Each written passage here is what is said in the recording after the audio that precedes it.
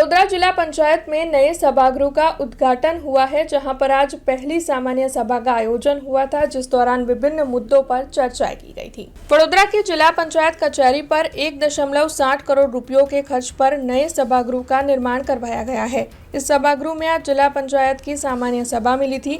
तब सामान्य सभा में मुख्य एजेंडे को लेकर कई मुद्दों पर चर्चाएं की गई थी।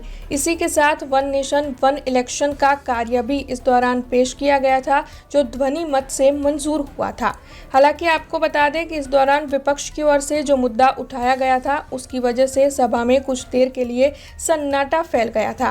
विपक्षी नेता मुबारक पटेल की ये पेशकश थी, जिसके मद्देनजर कारोबारी समिति के चेयरमैन नीलेश पुरानी और विपक्षी नेता आमने सामने आ गए थे।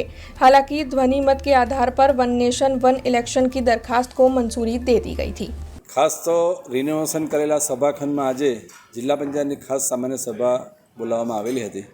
एक खास सामान्य सभा में अध्यक्ष स्थानेथी वन नेशन वन इलेक्शननो जे मुद्दो प्रमुख स्थानेथी लेवामां आव्यो छे, एमां जिला पंचायतना कांग्रेस पक्षना सभ्योए विरोध कर्यो।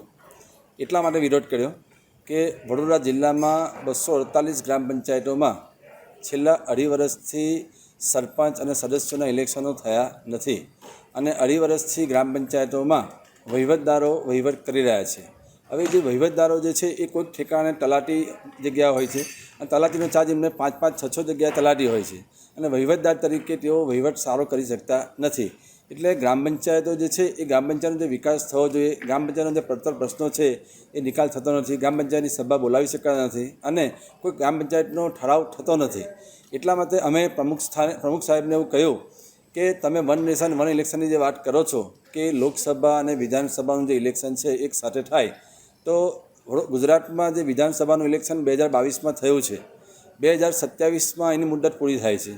लोकसभानुं जे इलेक्शन छे 2024 में थयुं छे, एनी जे मुद्दत छे 2029 में पूर्ण थाय छे। पण जे मुद्दत 2.5 वर्षथी पूर्ण थई गई छे जे ग्राम पंचायतोनी, एवा 8 तालुकामां 248 ग्राम पंचायतोना इलेक्शन थया नथी। तो ए इलेक्शन बाबते पहला ठराव करवामां आवे અને એ જે ઠરાવ છે એ રાજ્ય સરકારમાં મુખ્યમંત્રી સુધી મોકલવામાં આવે, જેથી કરીને રાજ્ય સરકાર હમણાં ઊંઘી રહ્યા છે અને ગ્રામ પંચાયતનો જે ઇલેક્શન થતા નથી તો એ ઊંઘમાંથી જાગે અને ગ્રામ પંચાયતનું ઇલેક્શન થઈ શકે। પરંતુ આ જે ભાજપના જે સભ્યો છે એ ભાજપના સભ્યો ગ્રામ્ય વિસ્તારમાંથી ચૂંટાઈને આવે છે, સરપંચો એમને ચૂંટી લાવે છે, સરપંચ એમની મહેનત કરે છે એમના માટે અને ગ્રામ્ય જે વિસ્તાર છે એમાંથી ચૂંટાઈને જ્યારે જિલ્લા પંચાયતની સામાન્ય સભામાં સભાખંડમાં બેસે છે ત્યારે નરેન્દ્ર મોદીને અને અમિત શાહને વાહવા કરવા માટે તેઓ વન નેશન વન ઇલેક્શનનું જે છે આ ઠરાવ બહુમતીથી કરવા માગે છે, એમાં અમે વિરોધ કર્યો છે અને આ જે ઠરાવ જે છે એ આવા ઠરાવ ભાજપ પક્ષના કહેવાથી ઠરાવ થયો છે। हमसे जुड़े रहने के लिए हमारे YouTube चैनल को सब्सक्राइब करें और नई वीडियो की नोटिफिकेशन के लिए बेल आइकॉन को दबाएं।